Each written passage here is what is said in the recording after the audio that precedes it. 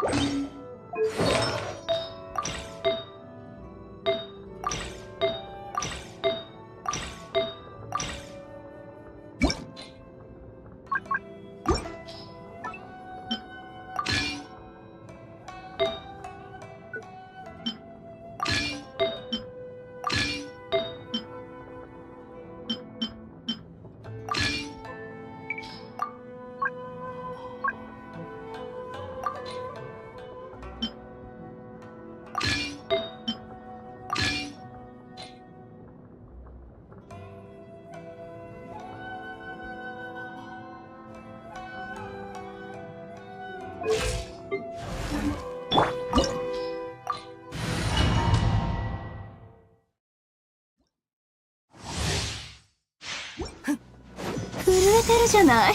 極寒のせい？それとも恐怖？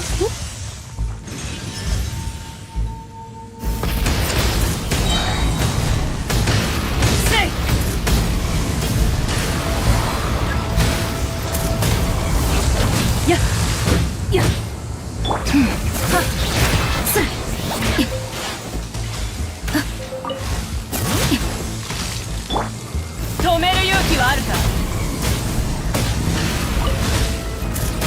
氷の徐行の王には邪魔させない。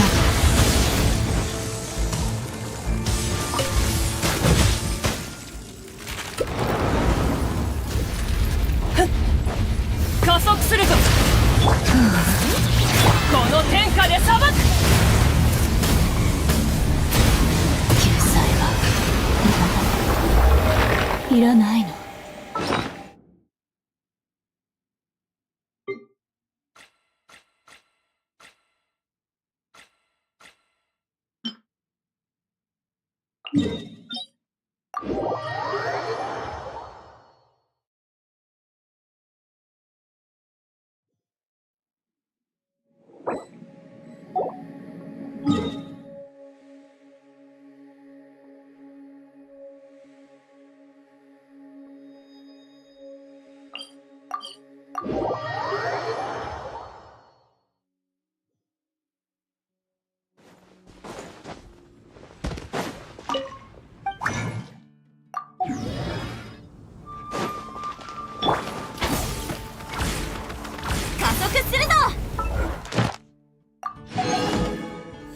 星とし無事きょ星とし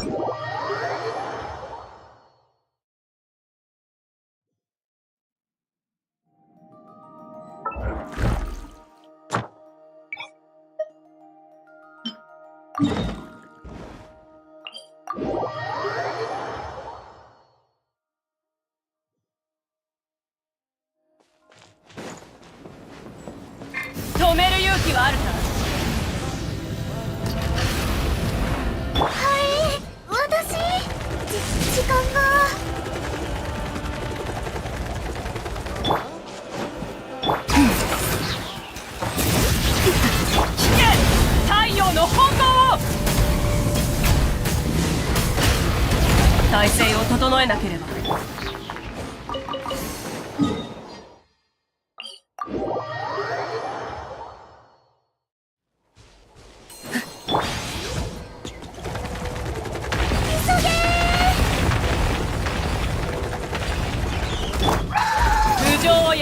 じゃあ行くよ。響け格のね。石煙に葬られよ。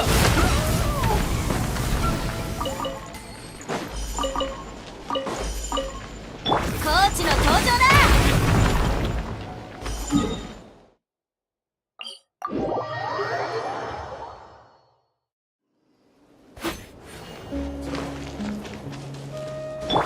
燃えよ。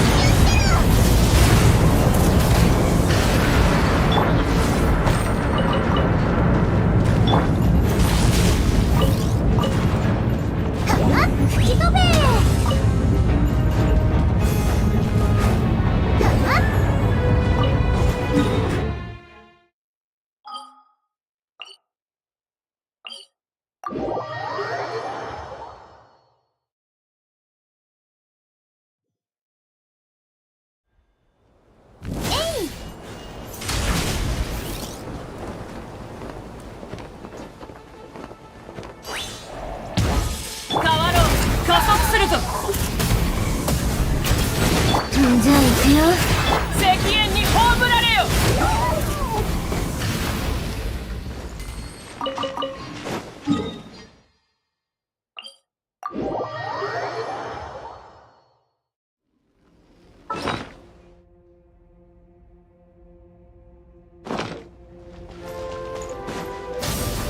アクセル全開。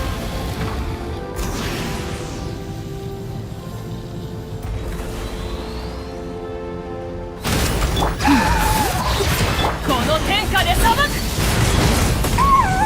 アクセル全開。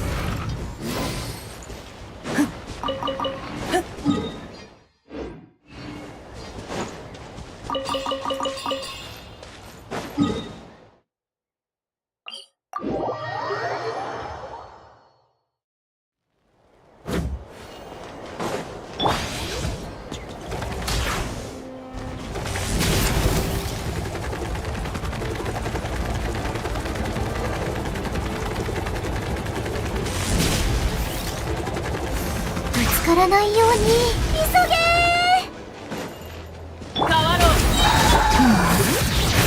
石煙に葬られよ。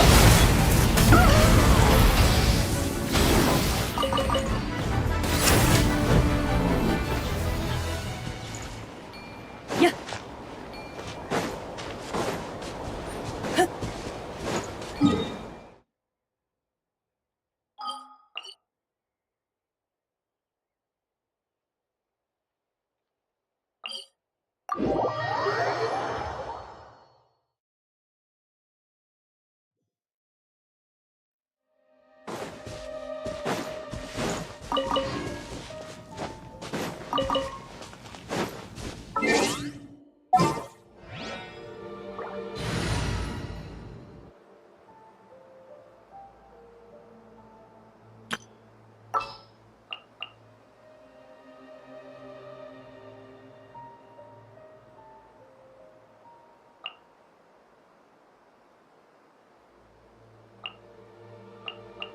俺が行く。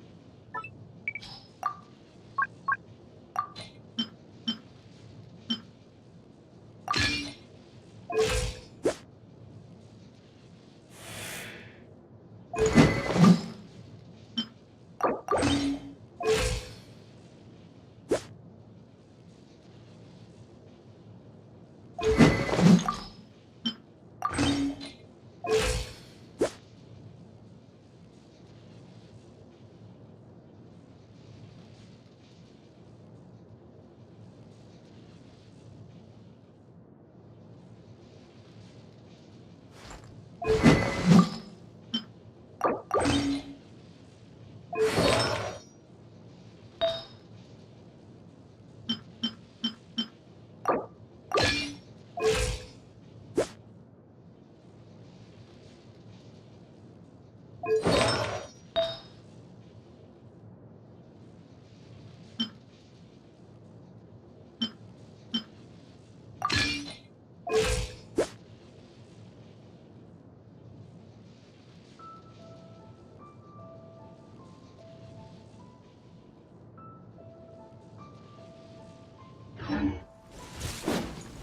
ゃっとりゃ。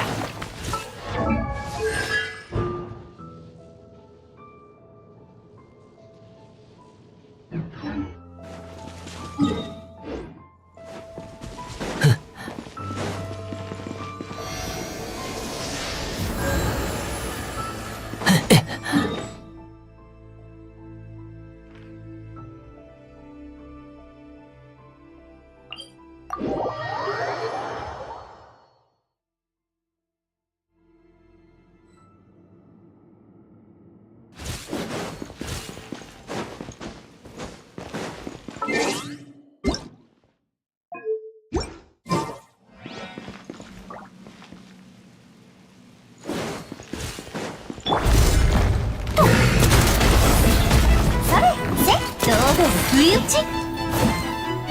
堂々不意。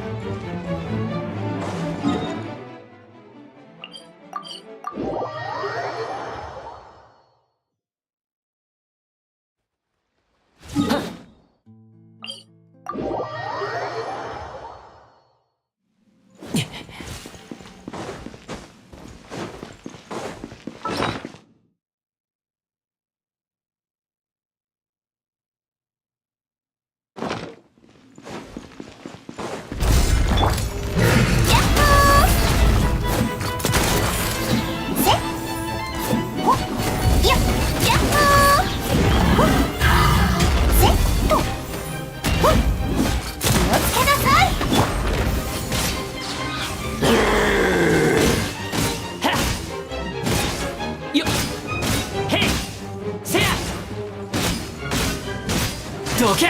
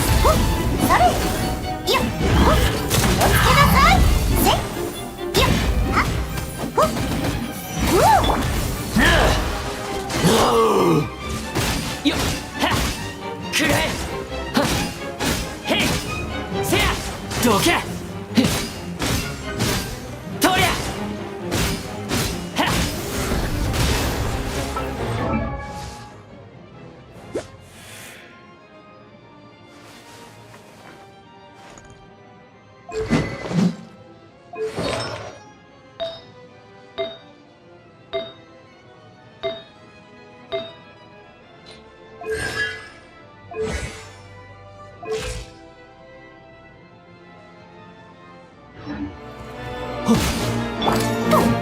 ど不意打ち気をつけなさい。いやくらえ。へい。はっ。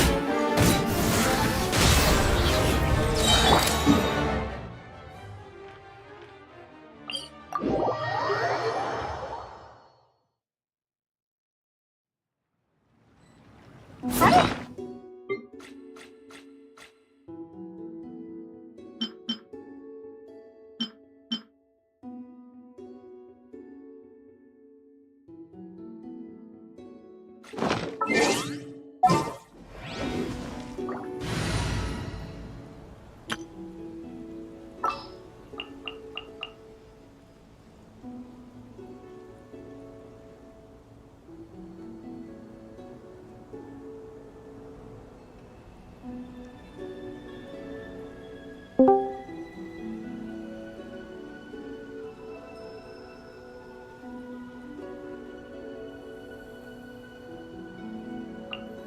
どこへ行こうか。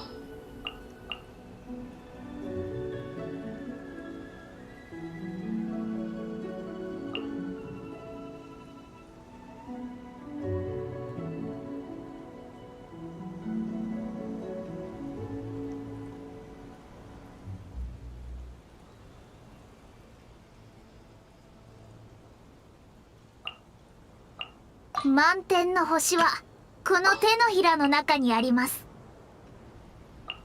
手を貸そうか。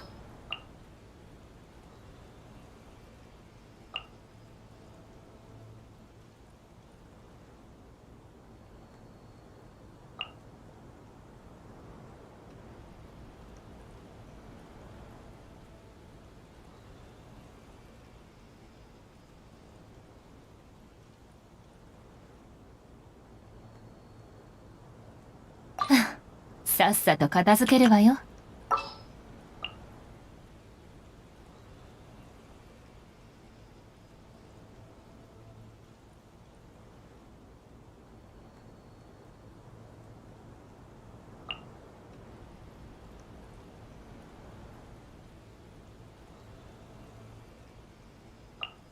さっさと片付けちゃう。やっ。せや。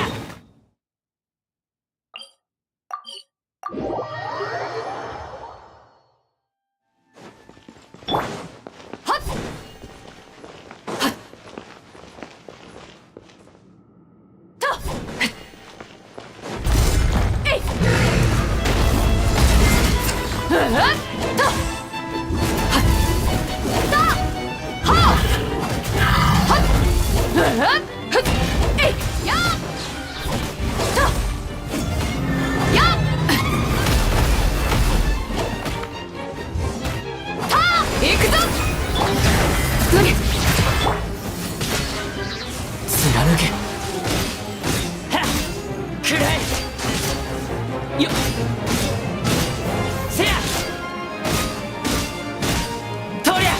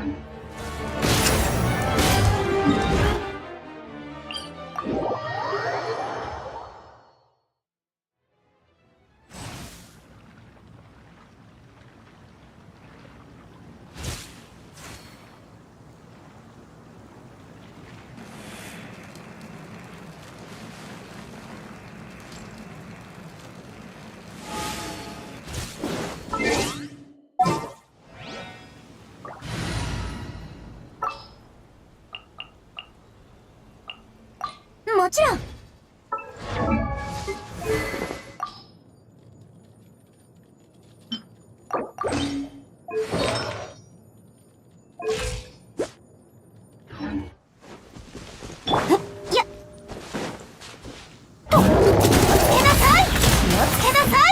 々さあ働きなさい。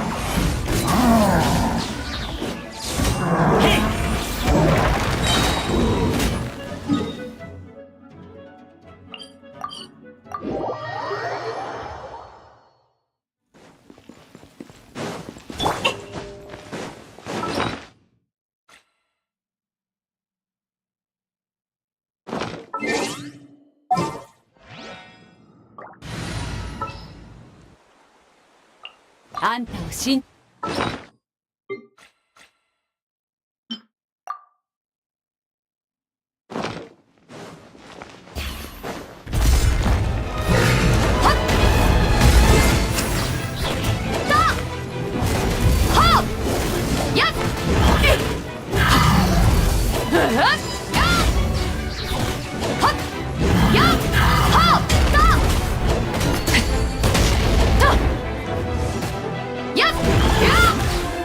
手加減なしよ。シトラリー、いつパパ、こうよ。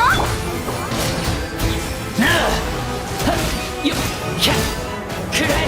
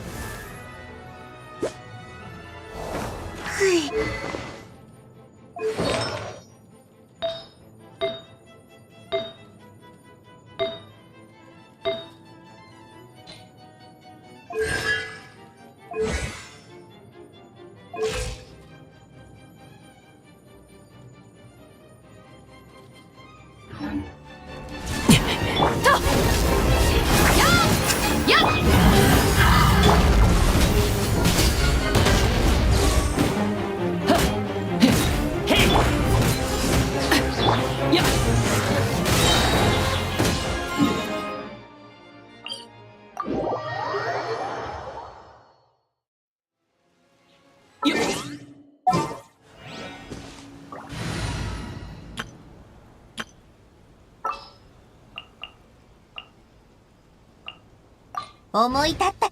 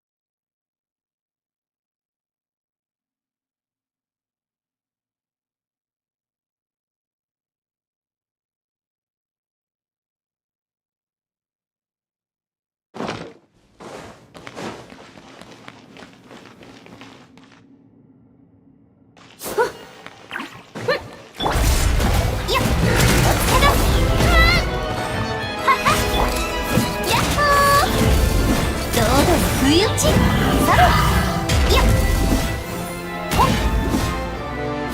せ世界の熱狂の渦に広めてくれ。いやはっ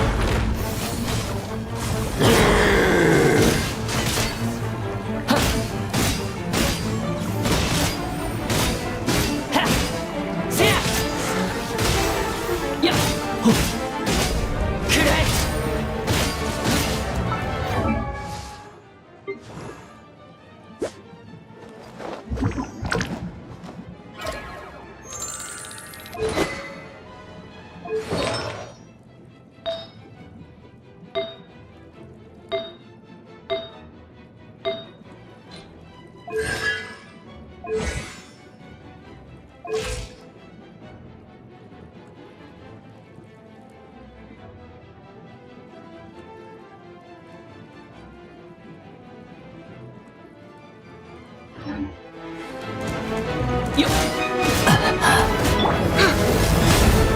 お披露目だ。どうで不意打ち、どうで不意打ち、どうで不意打ち。やっへいやっほー。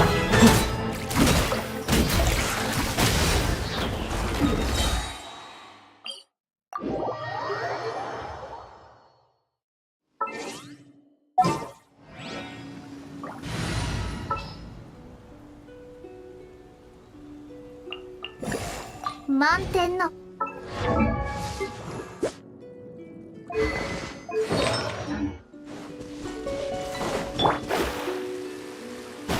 命がついておつけなさい。やっほー。どうで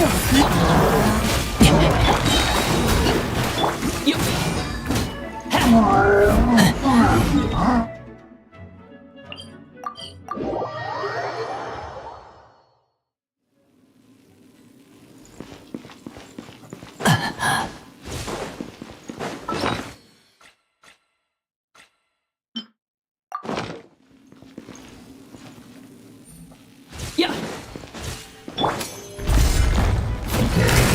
やっやっほー。ほっはっせっと。運命の虚栄、運命には逆らいません。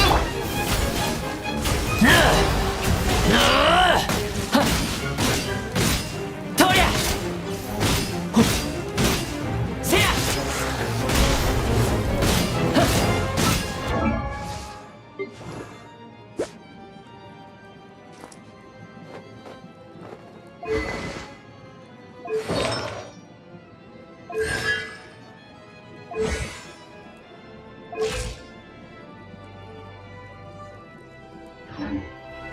よっやっほー。それ。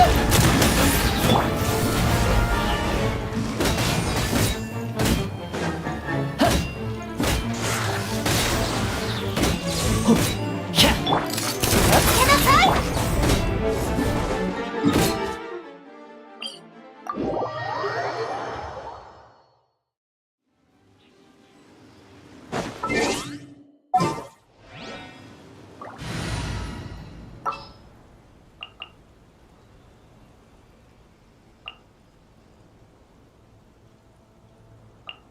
あたしと一緒に来い。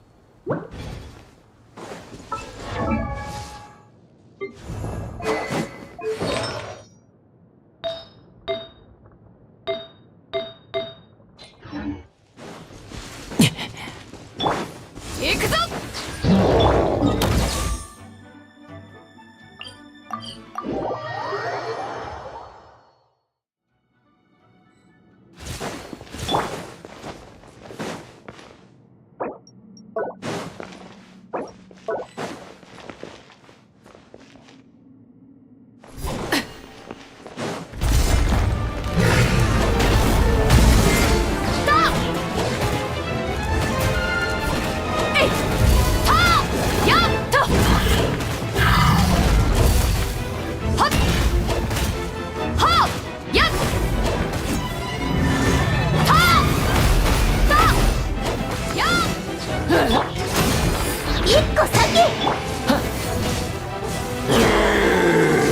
どけへっへいやっはっとりゃひゃっくらえはっ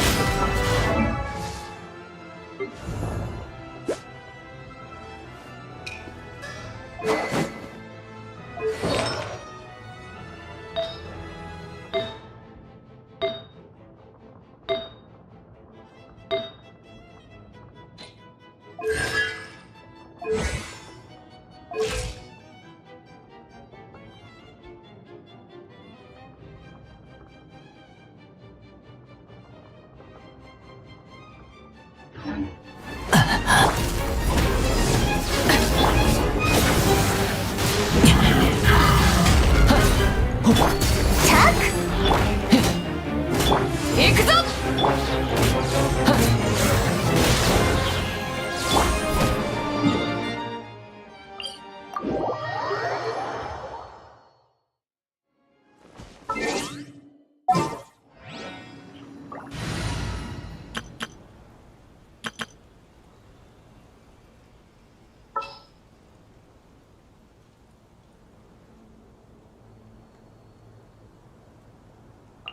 うまくいくといいわね。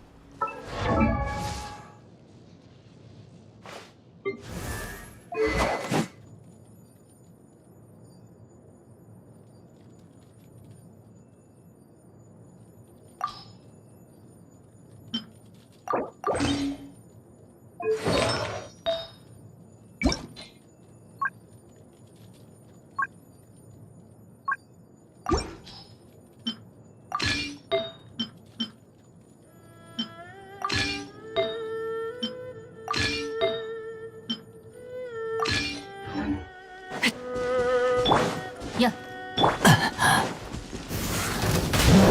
諦める。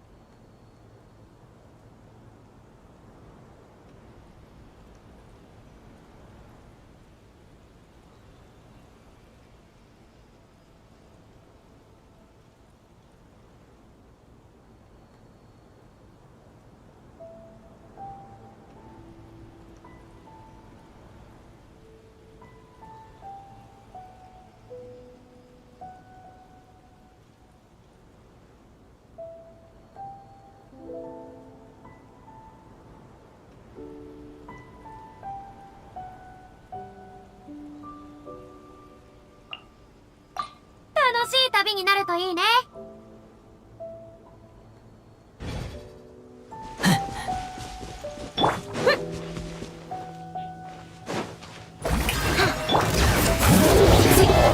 ついついにねよ。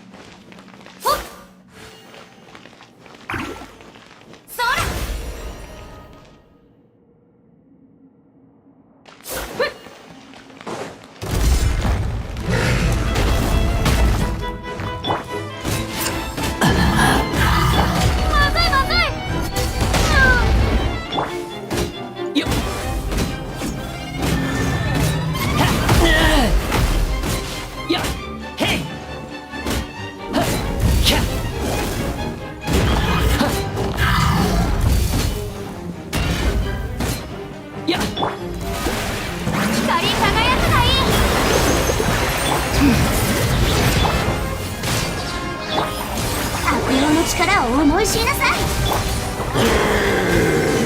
どけ。くらえ。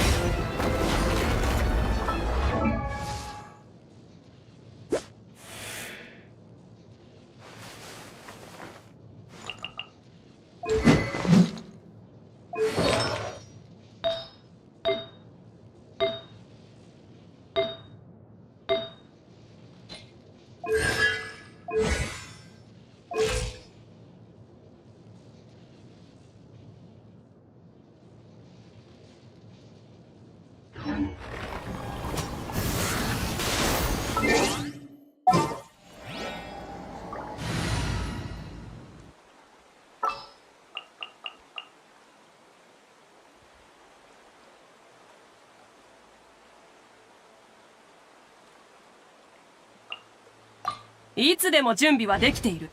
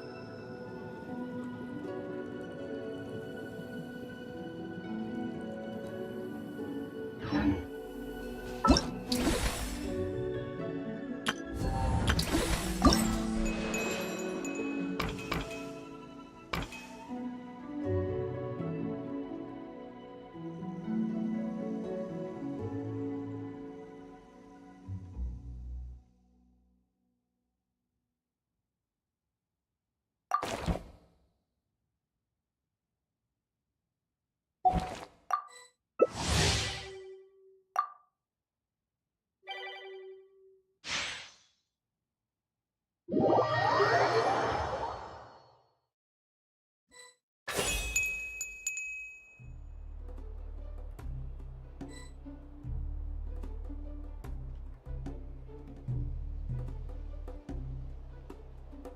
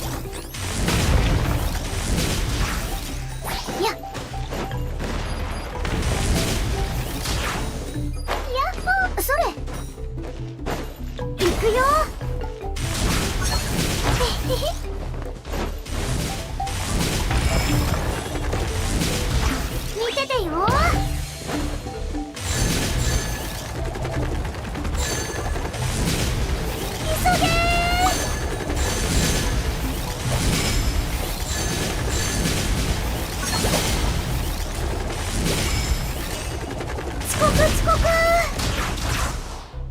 ぶつからないように。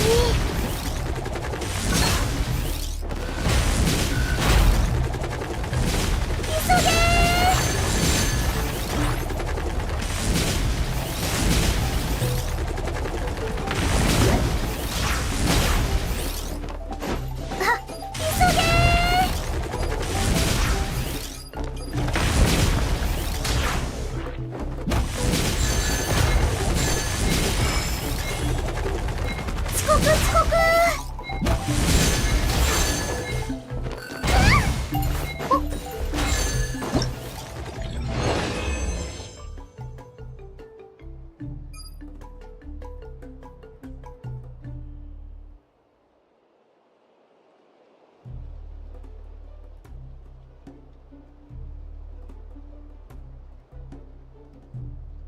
力っていうのは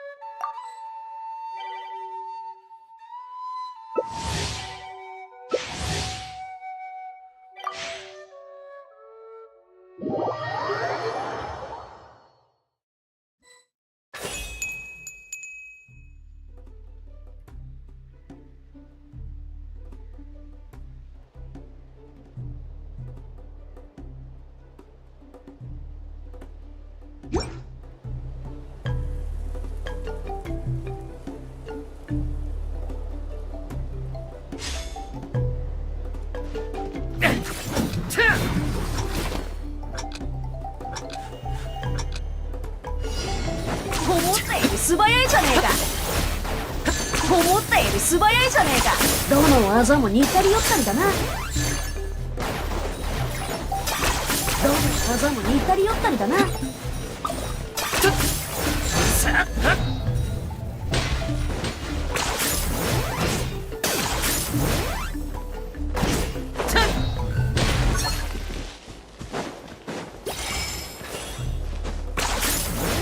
これは必要か。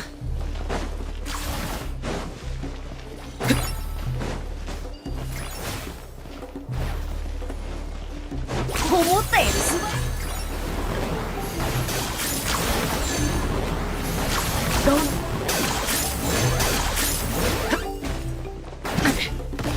これは必要か。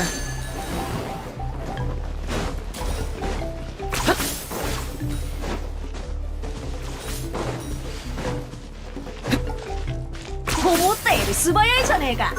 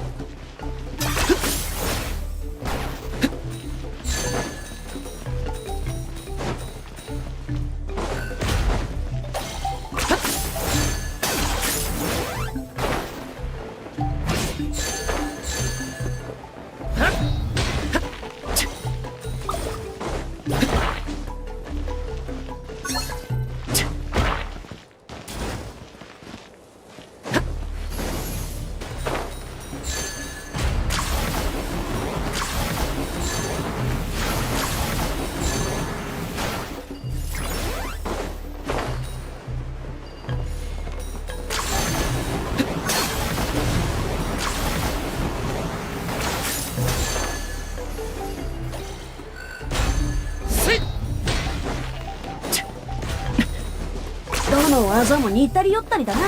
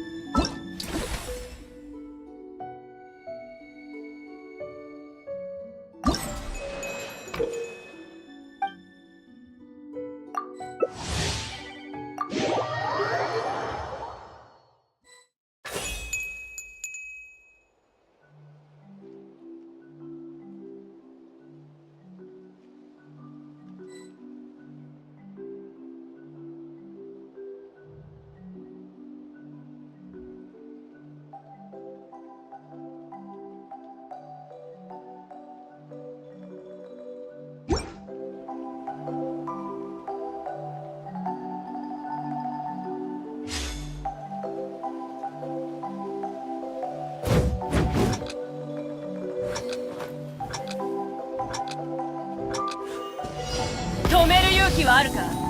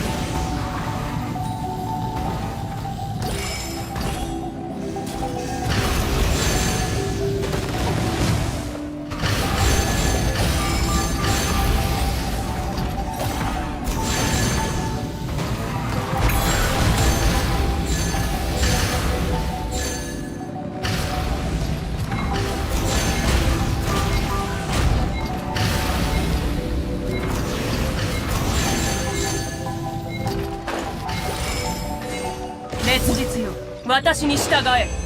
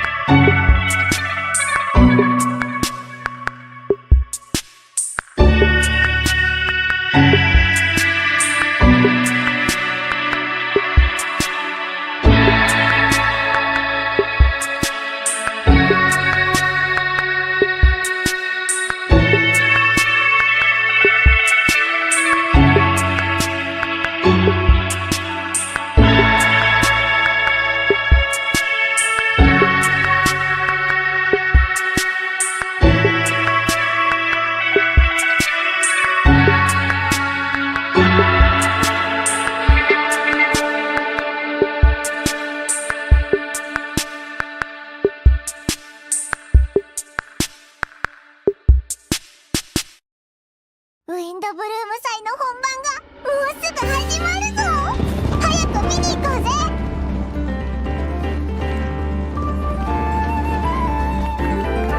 どう？よかったでしょ？旅人いらっしゃい。シバルマラン AA ランドファミリーに加わる準備はできた？グルメ系 AA に出てくるみたいな超豪華なご飯も欲しいぜ。両選手、準備ができたようですね。それではホテルドゥボール特別料理対決開始。カトラリーの準備も完了。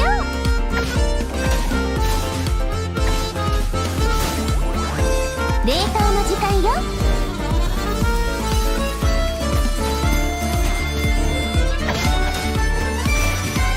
最高の一品よ。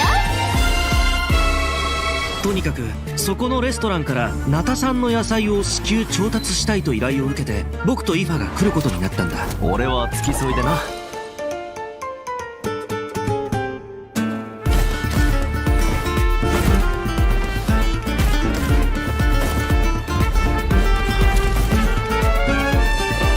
さあ行くぞ。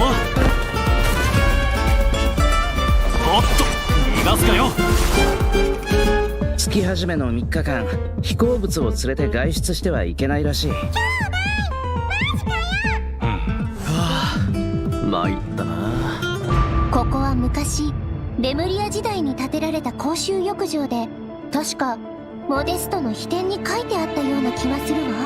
真の偉大なり蛮族滅びよ。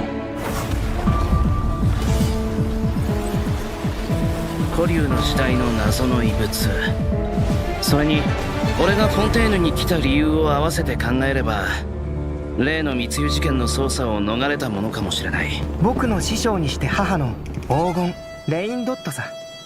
彼女が僕をモンドに向かわせた時、ある大きな課題を与えたんだ。世界の真相を探せというね。なんで街の中に魔物がいるんだ？想像してたよりも状況がひどいみたい。また敵が来るぞ。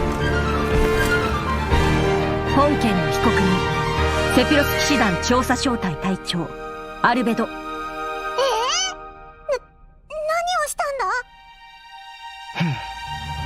殺人事件？ホムンクルスが暴走して理性を失い、他者を傷つける狂気的な行動に走る。魔女会と正式な会談を行うことを願ってるんだ。あら、そんな勇気のある子がまだモンドにいたの？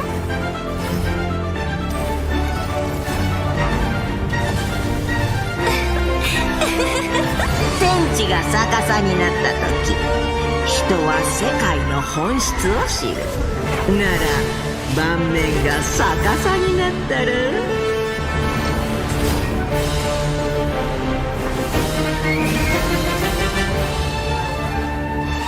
なぜ罪のない人を？どうしてこんなことに？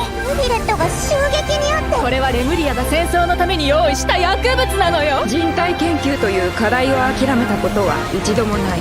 モンドの法律にのっとり被告人アルベドを殺人および死体遺棄で有罪とする。今も近くから聞こえるよ。お？なんだ、バルバトスか？ファルか？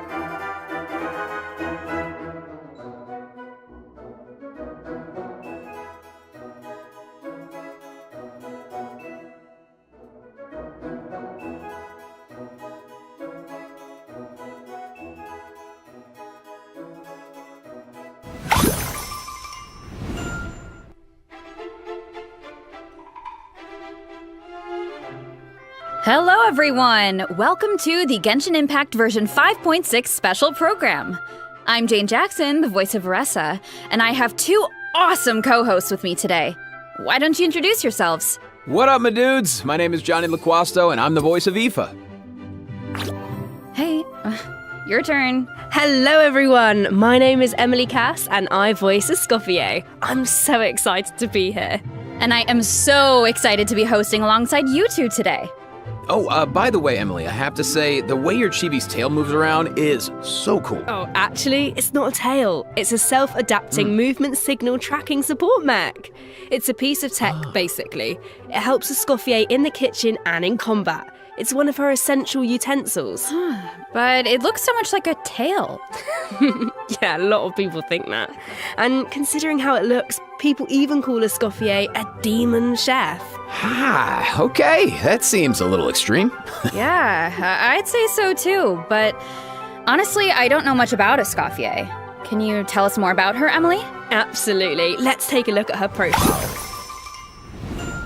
Escoffier used to be the head chef at the Hotel de Bourg. Oh, cool. The hotel is famous for the extremely popular and exclusive Gâteau de Bourg. Wow, exclusive? Yeah, only a limited amount of slices are available per day. Escoffier is a master of precision gastronomy, which means she approaches cooking as a science. She even develops advanced mecha to use in her cooking process. Wow, that's some dedication to her craft. Of course, in Escoffier's kitchen, no dish is ready to be served until it has her stamp of approval. And when she likes something, she gets completely lost in the flavours. It looks almost like she's in heaven. That sounds incredible, but what if she doesn't like it? Oh, then she'd probably say something like... You thought cream of mushroom soup was ready to serve after 3.5 minutes on the stove. You'd have had more sense serving hot water with ice cubes. At least then you wouldn't have wasted all this perfectly good cream and mushroom. Wow. Intense. I promise Escoffier is actually very well-mannered most of the time. But when it comes to food, she couldn't be more strict. It's all for good reason, though. Escoffier believes her mission as a chef is to make haute cuisine accessible to all. So she's not just strict on other people, she demands perfection from herself too. Because that's the only way to make her dream a reality. Oh, is that why she develops all those cooking mecha? That's right. With their help, even people who are short on time or cooking skills can be capable of making a good meal. Okay. That feels like a personal call-out. But seriously, though, I'm telling you, I could use something exactly like that. Same here. Emily, you said Escoffier used to be the head chef at the Hotel de Bourg. Does that mean she doesn't work there anymore? Yeah, that's right. She even had to spend time in the Fortress of Meripede. The Fortress of Meripede? What happened? We can't divulge the details right now, but all will be revealed in Escoffier's story quest, treasured above all. So be sure to check it out if you're interested, travellers. You'll also be rewarded with extra Ascension materials for Escoffier. Oh, and travellers will get to take part in a one-of-a-kind culinary showdown in this quest. Not only will travellers get to experience Escoffier's mentorship firsthand, but special guests will also make an appearance. Special guest, nice. Okay, I see blubber beasts and romaritime flowers. Wait, do we have to cook 4 blubber beasts using romaritime flowers? That's not much to work with. All I can say is, trust in Escoffier. She can work wonders. Oh, I'm definitely a believer. Okay, so we know what she can do in the kitchen, but what about on the battlefield? Right, let's get into it. Escoffier wields a cryovision and is a powerful addition to freeze-focused teams, which brings us to one of her talents. When Escoffier's elemental skill or elemental burst hits an enemy, she can reduce their resistance to hydro and cryo damage. The more hydro and cryo characters in the party, the greater the reduction. Okay, so it looks like the enemies here aren't actually frozen, but the resistance reduction still takes effect. Yeah, that's really important. As long as her elemental skill or burst hits an enemy, the reduction takes effect. The enemy doesn't need to be frozen. That means the talent works on bosses and other unfreezable enemies. Wow, so it seems like any character that deals hydro or cryo damage can benefit from that talent. I can definitely see her being a powerful support in freeze teams. True, but Escoffier's not just a support. She can dish out damage as well. With an actual dish. No way. Yeah, and when Escoffier unleashes her elemental skill, she summons a cooking mech to the field that follows the active character and periodically fires projectiles at nearby enemies, dealing cryo damage. Wow. So with her ability to shred resistance, she basically buffs her own damage. In addition, her elemental burst restores HP to the entire party. Incredible. Okay, so she can buff the party, dish out damage, and heal. Wow, sounds like she's pretty versatile. Yeah, and thanks to a different talent, she has another ability that really showcases her skills as a chef. Ooh. If you hold her elemental skill, the cooking mech she summons can absorb elemental energy and convert it into a delicious dish. Whoa, I've never seen a talent like that before. Okay, so you don't even have to prepare the ingredients yourself? Bro, that's awesome. Yeah, and plus, she can produce several kinds of dishes this way. Well, that will be so fun to check out in game. Totally. So take note of this next piece of news, travellers. In the first half of version 5.6, we'll have event wishes for Escoffier and Navia. A new 5-star polearm, Symphonist of Sense, will be featured on the weapon banner. Our new 4-star character, Aoife, will also enjoy a drop rate boost on the first half banners. Aoife! No way, bro. I think that's my line, but I couldn't have said it better myself. Oh, and another bit of really exciting news is that travellers will get to spend more time with these two in the new version. Wait, who are you talking about? Okay, take a look at this clip and you'll see. All eyes are on me! Lowly servants! Behold! The almighty Dragon Lord's magnificence! The heck are you on about? Why does no one ask for the autograph of the almighty Dragon Lord? Kahula how? Oh wow! No way, bro! What? You little... Oh dear! Oh dear! Do you even hear yourself, bro? How dare you! You insolent, contemptuous Huh? What are you on about? No way, bro! Huh? Seriously? Seriously? Do you even hear yourself, bro? Darn it! Oh, wow! No way, bro! Do you even hear yourself, bro? You're hopeless! The almighty Dragon Lord, Kahulao! His wisdom is wasted on you! No way, bro! See you later! Huh? Ah! Oh, you meant Kukuku and a how. Wow, I feel like those two could argue forever. Dude, you don't know the half of it. Hang in there, bro. You too, huh? Man, this bro thing is really taking off. Well, Kukuku is just that infectious. So, travelers met Aoife in the previous version, but since we now have the chance to add him to our parties, want to give us a formal introduction, Johnny? I thought you never asked, Jane. Absolutely. As most of you probably know, Aoife is a Saurian vet from the Flower Feather clan.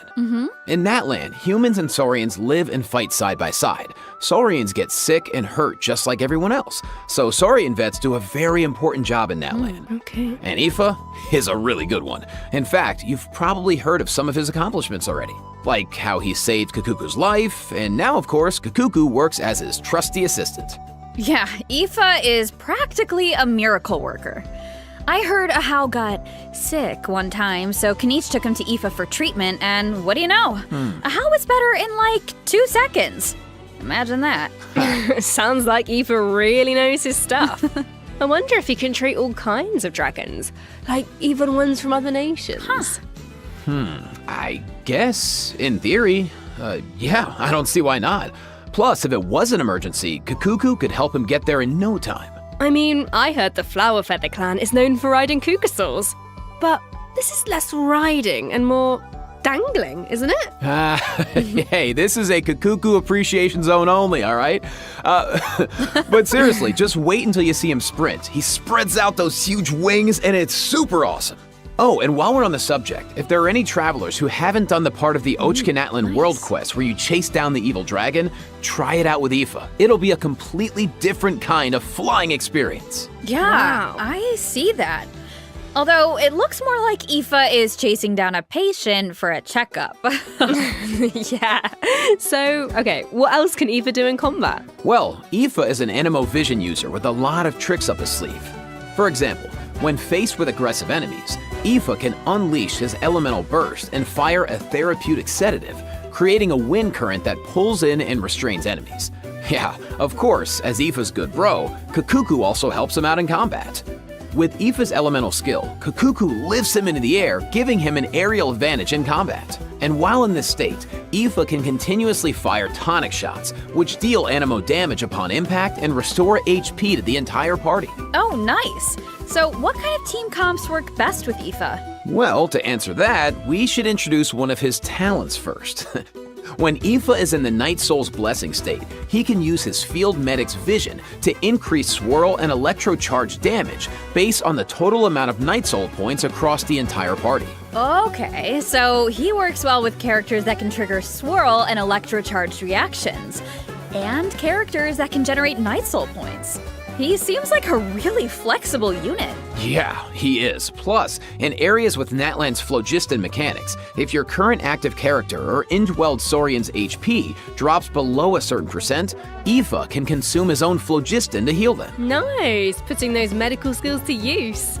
His kit seems really intuitive, and he helps with exploration. I feel like exploring the sacred volcano will be a lot easier with Kakuku to dangle from. What can I say? He is a helpful little guy. Now, moving on to our next bit of news, a new boss is coming in version 5.6, the Secret Source Automaton Overseer device. Travelers will need to defeat it to obtain ascension materials for Escoffier. Huh. I feel like we've faced something like this before. That's because this boss has the same origins as the Secret Source Automaton configuration device from version 5.1. Both are pieces of ancient dragon technology.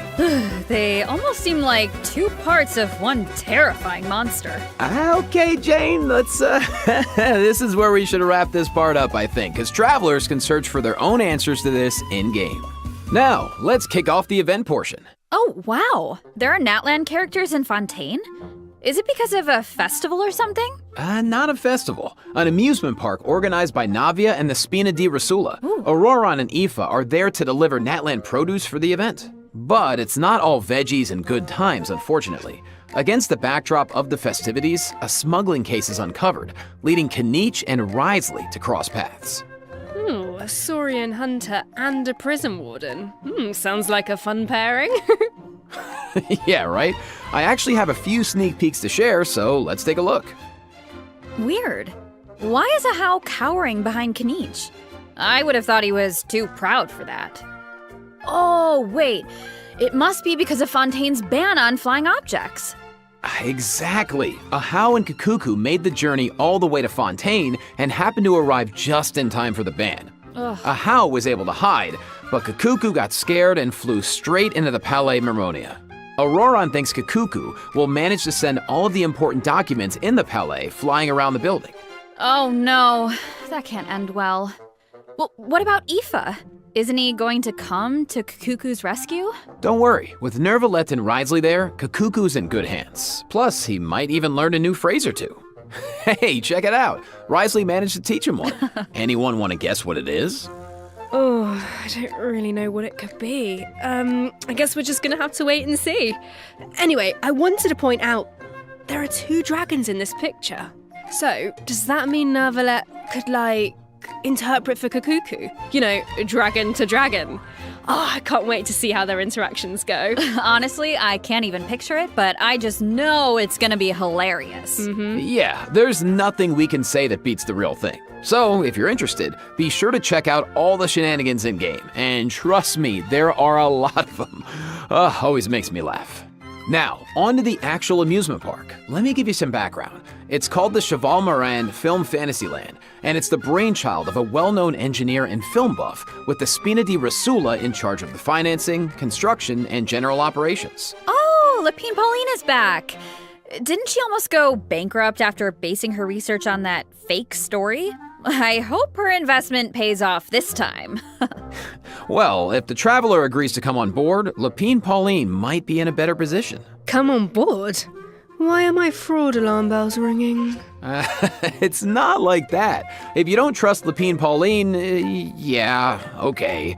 Her track record isn't great, but at least trust Cheval Morin and the Spina di Rasula.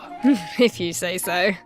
And how do we make sure we don't run it into the ground? Well, if the Traveler agrees to come on board, Lapine Pauline might be in a better position. Wait, so this is a management sim? Okay, tell me everything. You got it, bro. Travelers will be in charge of operations like upgrading the facilities, expanding the park, and managing the staff. During each business cycle, travelers will need to allocate their precious funds and action points to the most important tasks based on their management needs. And plus, Navia recruited Master Chef Escoffier to run the park's theme restaurant. Woo! The dishes she creates can give you unique management buffs, so don't miss out. Absolutely. You can also increase your revenue by adding different kinds of attractions. For example, in Eclectic Escapades, visitors can experience unforgettable adventures where they fly through the air or dash underwater at high speeds. Wow. Or there's Movie Masterpieces, where you have to use special abilities to reach the end of the stage and seize the treasure. Before launching these attractions, travelers will need to try them out and create a standardized strategy guide for each one, so that visitors understand how to get the most out of the experience. Nice. Oh, and travelers can also add an attraction called Mellow Manor, where they can create a cozy retreat for different animals to draw in visitors and increase revenue. And travelers can also recruit some familiar faces to help run the park. Among the recruits are Fontanian companions and friends from other nations too. Yeah, that's right. By completing friendly encounters, travelers can learn useful management techniques from their companions. Eventually, these companions will become fixtures at the park and provide even more management support. So, long story short, don't worry too much. You don't have to go it alone. Okay, yeah, that doesn't sound too bad. And plus, once you get down to business, you'll be rewarded for your efforts. Ooh, do tell. Oh, I will. Reach a certain point in the operations and you'll be able to claim all sorts of rewards, including Primo Gems and a new 4-star bow, Sequence of Solitude. Awesome! More Primo Gems to save for your next pull. Which reminds me, we still haven't finished announcing the event wishes, have we? Oh, right. Yeah, sorry to keep you in suspense, travelers. In the second half of version 5.6, we'll have returning event wishes for Kenichi and the Raiden Shogun. Nice. Plus, the Chronicled Wish banner will be returning in version 5.6. I know a lot of travelers have been waiting for that, so check it out if you're interested. Yeah, you have to. And best of luck on your pulls. All right. That was a lot of info, so let's take our first break. Here's the second redemption code, travelers.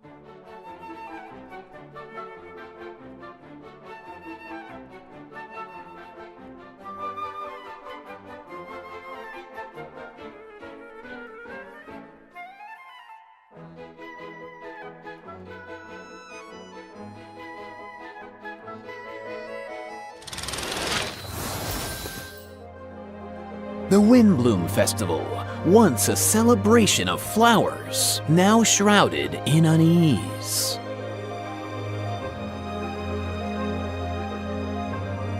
Why is Albedo on trial? Who is the young man in the courtroom? And is he friend or foe? What tidings does the Dodo communication device bring this time? The answers to these questions and more in the version 5.6 Archon Quest. Nice voice. Nice. Aw, shucks, thanks. So, we finally make it back to Mondstadt, and Albedo's on trial. I don't even know what to think. But something tells me there's more to this situation than meets the eye. Well, I've put together some information about the case. Let's go through it and see if we can uncover some new clues. So, here's the deal. Albedo's been accused of murder and unlawful disposal of human remains, and the case is being tried in secret. The logistics captain of the Knights of Favonius, Hertha, seems to have compelling evidence against Albedo, so the situation is serious. I'm sure Hertha is just trying to do her job and uncover the truth. But there has to be some kind of misunderstanding here. Well, in court, the evidence does the talking. Travelers will have access to Albedo's office on the second floor of headquarters to do their own investigation into the case and hopefully track down some clues. So I saw Jean, Kaya, and Eula in the courtroom, all members of the Knights of Favonius, which makes sense. But it looked like someone from the church was also there. Oh, that's Dahlia. He's the deacon of the Church of Favonius, so he works with Barbara, Rosaria, and the other members of the clergy. Dahlia acts as the Herald of Barbados, which is interesting because he's also friends with Venti. Yeah, very interesting. He sounds like a very important figure then. Well, speaking of Venti, the Dodo communication device is back in this quest. At some point, Venti needs it to get in touch with Alice. Ooh. But on the first attempt, the line connects to Grandmaster Varka instead. It's only on the second try that he manages to reach Alice. Whoa, hold on.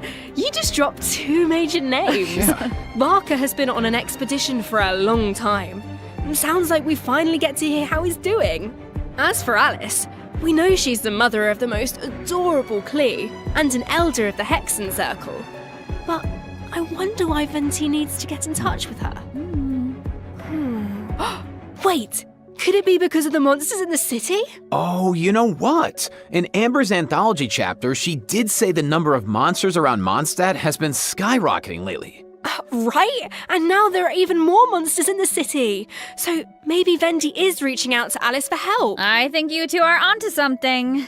And if we take a look at this map, we can see that a lot of our old friends have joined in on the fight to defend Mondstadt.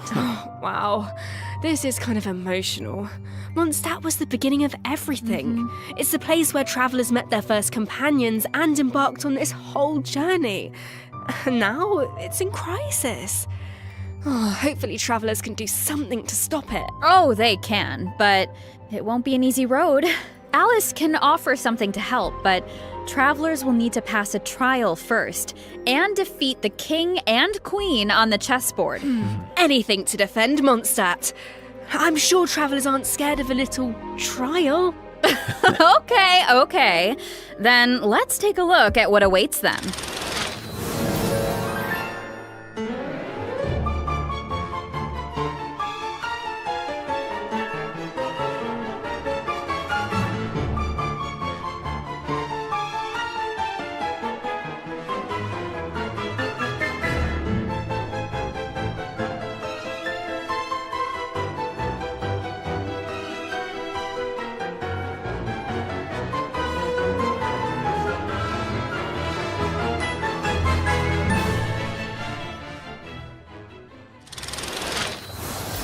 Alice will preside over the first phase of the trial.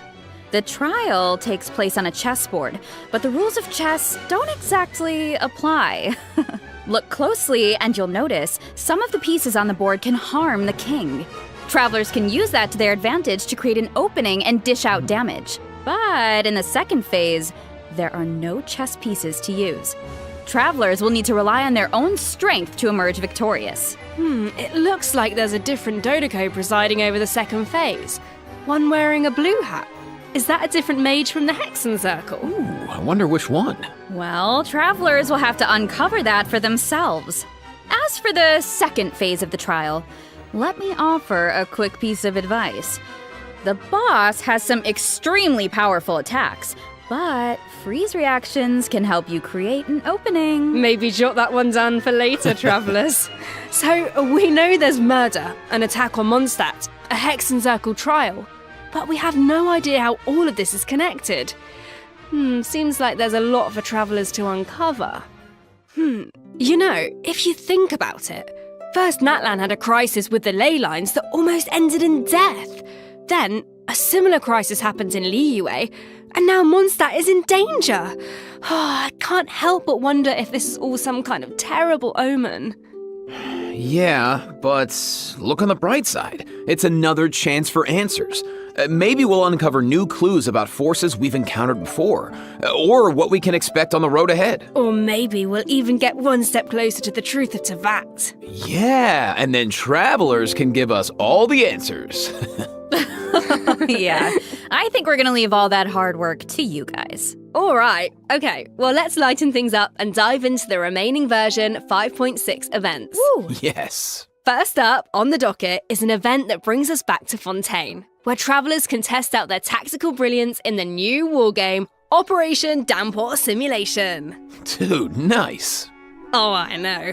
This wargame comes with all new offensive and defensive gameplay.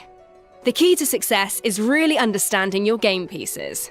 Okay, what do you mean? Well, for example, is it a melee or ranged attack piece? Can it quickly break through obstacles or maybe even bypass them entirely? Once you feel like you know what you're doing, you can test out your skills in co-op. The actual gameplay is pretty simple. What this event really tests is strategy. For example, when adjusting your defensive lineup, you can even set traps for your opponent. I see a button called Defensive Simulation. Looks like we can use it to test out our strategies?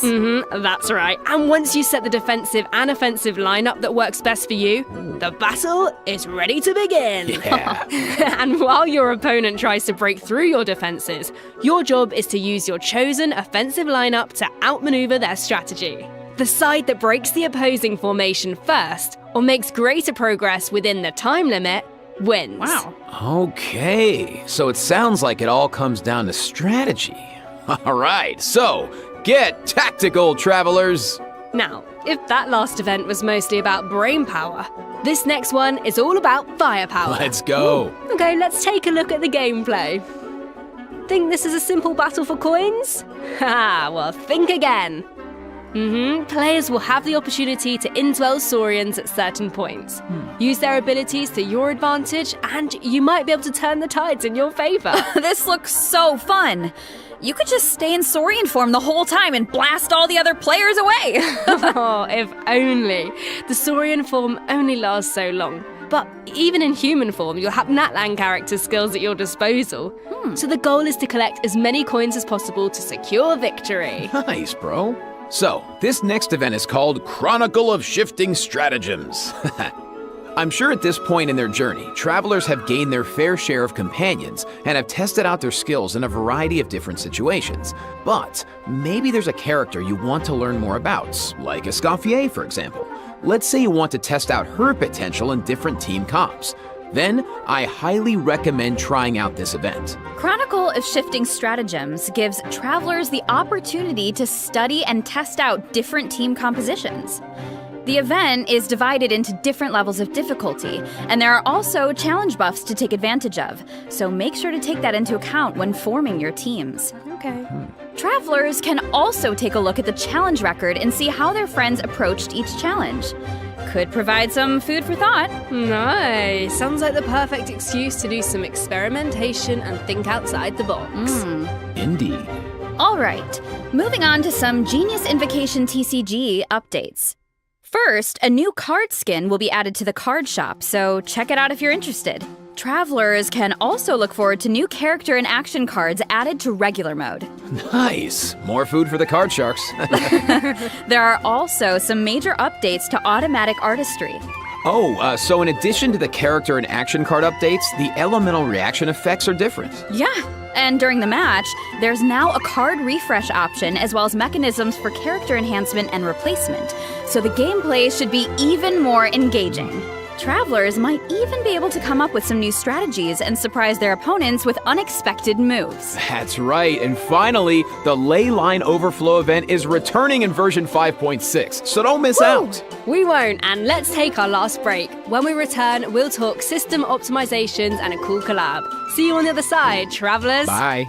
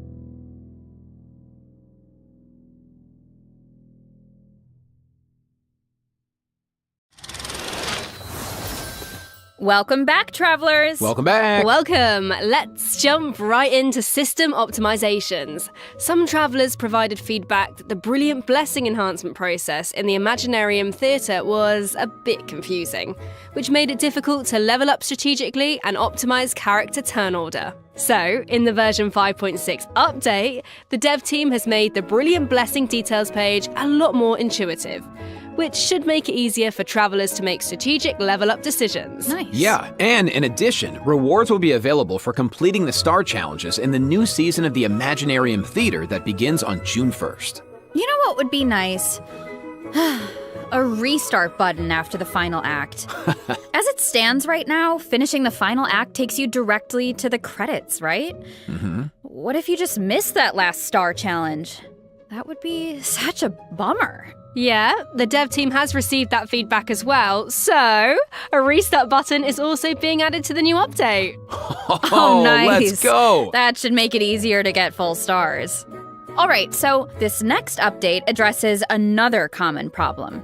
Travelers have probably noticed that when you go to raise a character's skills, the skill descriptions can be pretty long and dense. Yeah, I mean, it's understandable. It's important for travelers to have all the details. But it's also easy to get bogged down in the weeds, so this is something the dev team has been working on. Starting in version 5.6, the descriptions on the talent and constellation pages for new characters will be optimized to be more concise, so it's easier for travelers to grasp the core information. Of course, travelers who prefer to dive into all the details can always expand the content for a more comprehensive description. Nice. Sorting through all that information should be a lot faster now. Totally. Mm-hmm. Our next optimization is for the treasure compass. Travelers provided feedback that while attempting to complete Natlan's warrior challenges, it was difficult to locate where to pick up the quests. So, after the version 5.6 update, the treasure compass can now track those locations. Woo! Yeah, they can. Warrior challenges are important because that's how you get obsidian fragments, which you can use to unlock tribal secret spaces, right? It would be nice if the treasure compass could track those too. It can! And once your exploration progress is high enough, the treasure compass will be able to pinpoint the location of tribal secret spaces as well. Wow. Similarly, at a high enough exploration progress, more chests from various nations can also be located using the treasure compass. Oh, nice! That should really help travelers that are stuck at 99% exploration progress.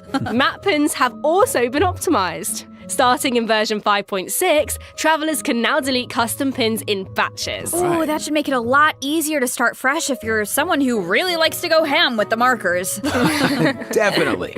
Well, that wraps up our system optimizations. So now it's time for some out-of-game news. That's right. First, we have some exciting collaboration news to share. Genshin Impact is partnering with the global beauty brand Charlotte Tilbury to launch 2 limited edition sets. Wow. So, let's watch the preview trailer for the collaboration.